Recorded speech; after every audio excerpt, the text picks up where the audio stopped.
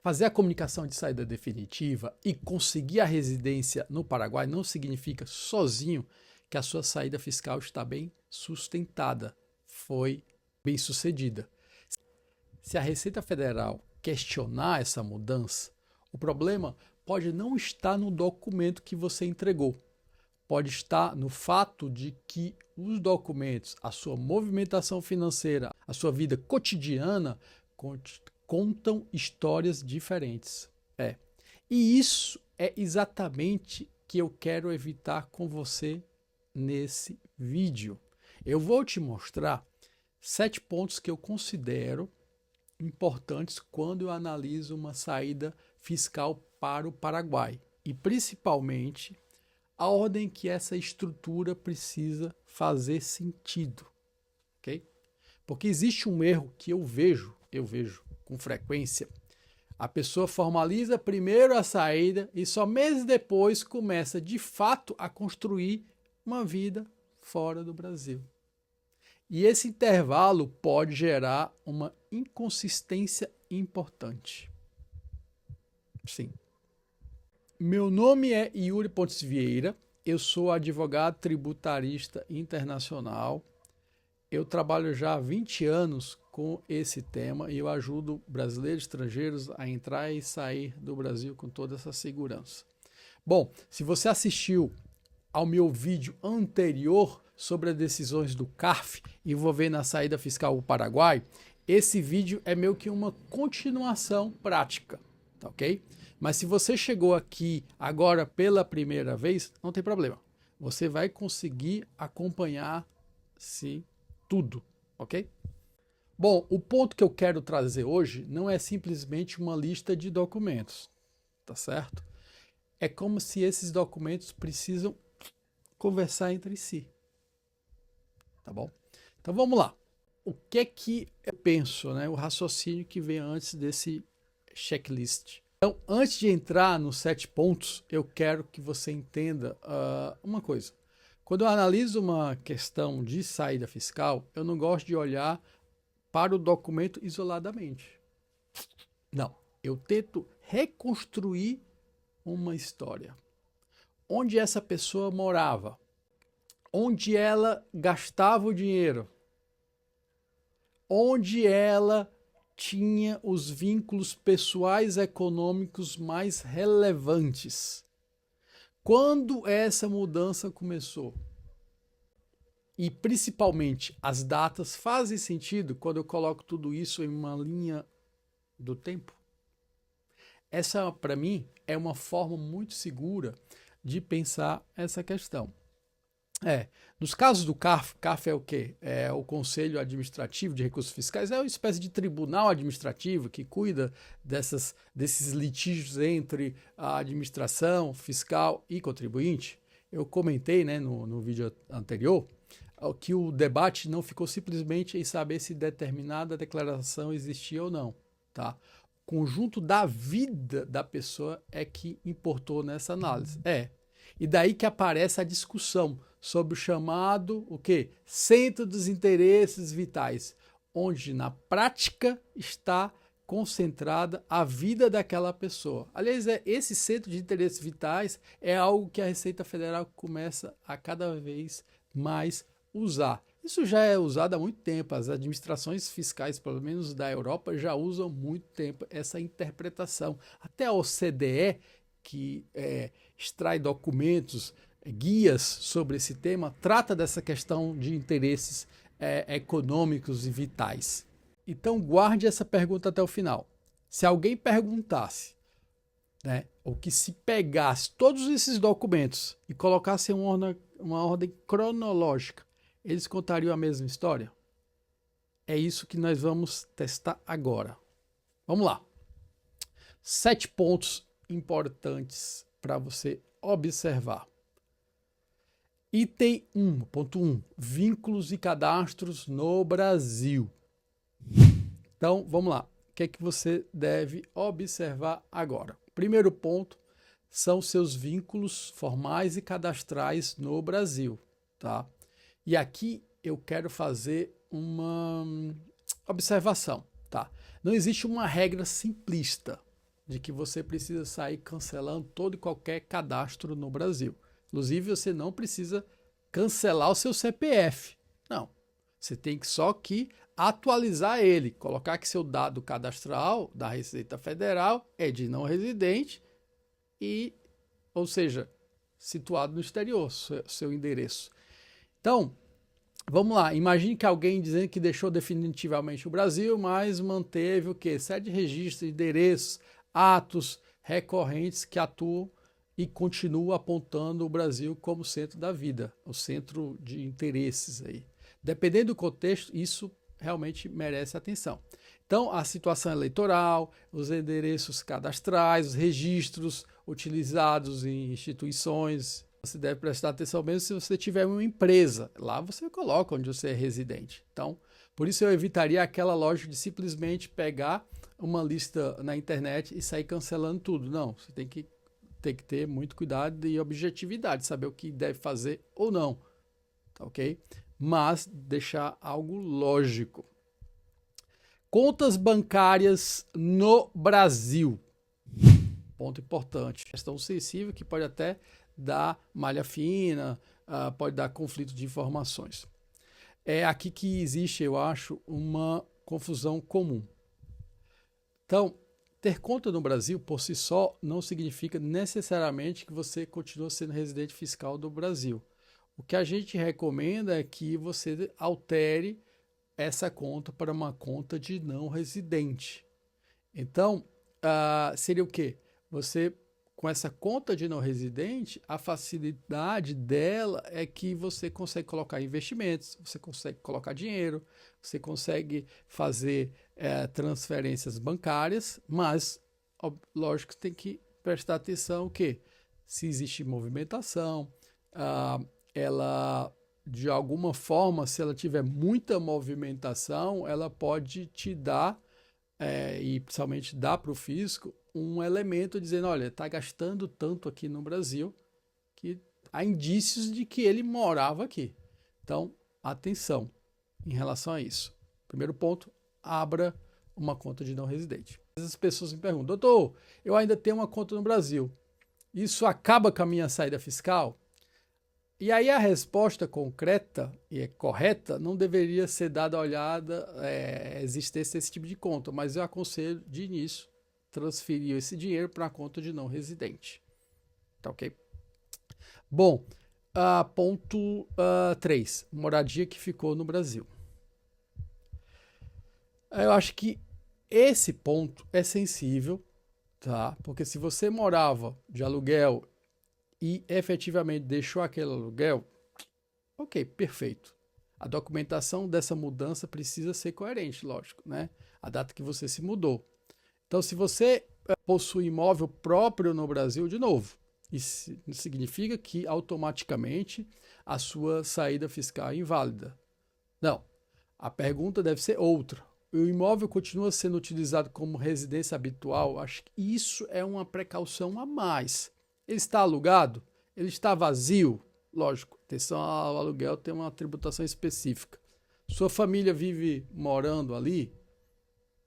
Com que frequência você permanece naquele imóvel? Você percebe que o raciocínio começa a mudar? E eu não estou procurando um documento mágico, uma solução mágica, mas é ter uma lógica daquilo que você está contando ou que você pode contar para o fisco. Eu estou tentando entender qual a realidade que aquele documento ajuda a provar. Isso é o tipo de análise que faz a diferença, que não é só pegar a sua declaração entregue, mas para ter uma análise mais aprofundada. Mas vamos lá. Transição para o Paraguai.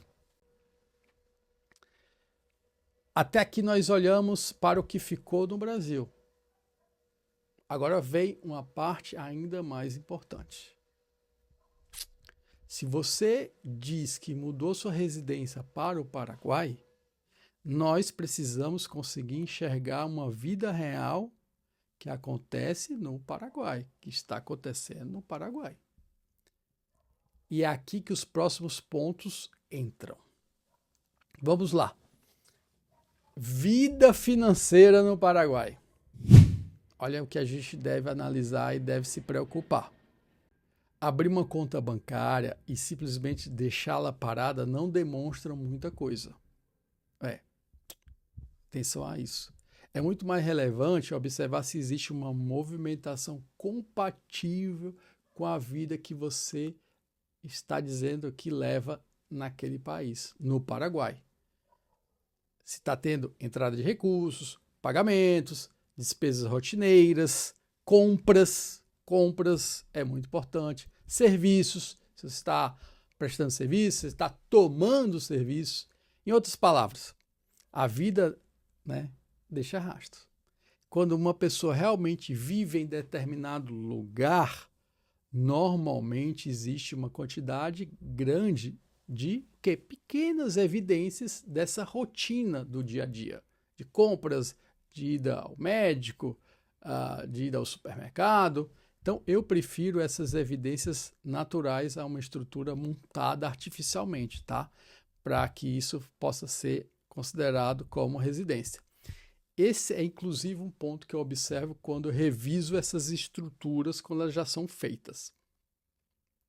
Então, eu pergunto, se eu ignorasse o documento de residência e olhasse apenas para a movimentação cotidiana dessa pessoa, de você, em qual país eu imaginaria que você vivesse ou que você vive? É uma pergunta simples, mas extremamente útil, sim. Se ignorarmos o documento onde aparece que você vive. Então vamos lá, moradia real no Paraguai. Acho que é o quinto ponto, é realmente a questão da moradia. Pode ser um quê? Contrato de aluguel, compra do imóvel, isso aí é legal também. Mas, novamente, nós temos que fugir dessa análise puramente formal. O endereço faz sentido? A pessoa realmente utiliza aquele imóvel? O contrato corresponde ao período em que ela afirma ter mudado?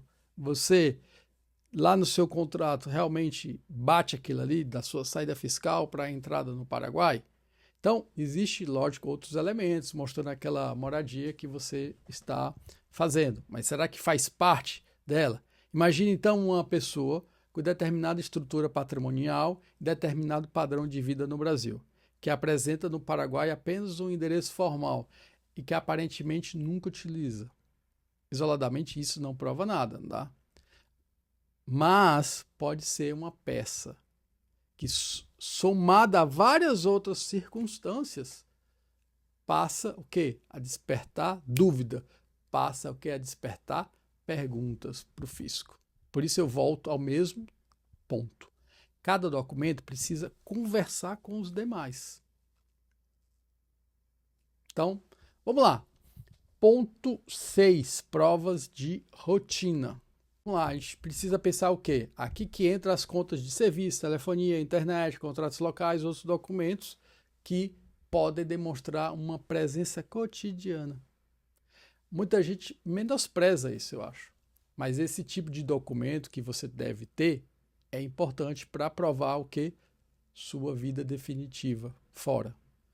Sua realidade, lógico, que essa realidade é construída de provas, Ela é constituída de pontos específicos. Uma conta, depois outra, depois uma movimentação bancária, depois o contrato, depois uma despesa recorrente. Tudo isso começa a formar uma linha que eu falei lá no começo, linha do tempo. E justamente por isso que eu sempre recomendo ter essa organização. Então, não espere existir uma fiscalização, que possa aparecer essa fiscalização para tentar descobrir onde está aquela conta de 2 anos atrás. Então, vai juntando as provas a seu favor. Então, se você tomou a decisão de mudar sua residência fiscal, Paraguai, Uruguai, Europa, mantenha a documentação organizada desde o início, tá? Acho que é interessante ter essas informações fáceis essa documentação ao seu dispor. Mas vamos lá. 7º ponto. Formalização fiscal e migratória. Aqui nós entramos um procedimento, né, relacionado à saída definitiva do Brasil, tá? E a documentação de residência no Paraguai, já que a gente está falando do Paraguai, que seja aplicada ao seu caso. Comunicação de saída definitiva. A declaração de saída definitiva. Documentação migratória e de residência. Esses documentos são importantes, sim. Então, você tem que ter o documento de residência, de migração do Paraguai, o equivalente também ao CPF nosso, existe também no Paraguai. O erro, então, é que eles encerram a discussão. Não, eu gosto de explicar da seguinte maneira. Formalização é a capa do livro. O restante da sua vida é o conteúdo. Então, não adianta a capa dizer que você passou a viver no Paraguai, que está tudo certo, mas que o livro, né, o restante do livro, continua contando uma história do Brasil. Predomina a história brasileira. Por isso que, quando alguém te pergunta, né, ter residência no Paraguai é suficiente para eu deixar de ser residente fiscal no Brasil? Eu não gosto de responder apenas olhando para o carnê ou para uma declaração. Eu quero saber o que aconteceu com a vida dessa pessoa, entendeu? Então vamos lá. Eu gosto de explicar então o erro da cronologia, tá? Agora nós chegamos ao ponto que para mim é um dos mais importantes desse vídeo. E aliás, se você está morando no Paraguai ou se você pensa em morar no Paraguai, comenta aí para a gente ver se realmente tem uma demanda grande de gente que está indo para o Paraguai. Então vamos lá, cronologia. A gente precisa pensar o quê? Porque você pode ter vários documentos corretos e assim mesmo as datas contam uma história estranha, né? Então imagina uma situação. Uma pessoa formaliza a saída do Brasil em janeiro, mas só consegue a moradia no Paraguai lá para junho, julho. Aí abre a conta lá para outubro e aí começa a movimentar novembro, dezembro. E a maior parte das despesas pessoais continua o que acontecendo no Brasil durante todo esse período. Quando nós vamos colocar isso numa linha do tempo, aí tem aquela dúvida, né? Aquela pergunta óbvia. O que aconteceu durante esses primeiros meses? E isso pode acontecer depois, tá? Você abre a conta e mesmo assim fica com um gap grande de 5, 6, 8 meses, 9 meses, que você não tem como explicar que você estava morando fora. Então, exatamente esse tipo de intervalo que precisa ser analisado, tá? Antes da estrutura ser considerada concluída. É isso. A gente tem que realmente ver ponto por ponto, saber que aquele livro da sua história está completo e faz sentido. Por isso, em vez de começar pensando qual é a primeira declaração que eu preciso protocolar, isso é importante, né? Mas não ficar só focado nisso. Eu prefiro começar com outra pergunta. Quando a mudança da minha vida realmente vai acontecer? A moradia, a rotina, movimentação financeira, documentos locais, encerramento, reorganização dos determinados vínculos. Inclusive, você deve prestar atenção no seu quê? Sua movimentação eleitoral. Você está votando aqui no Brasil?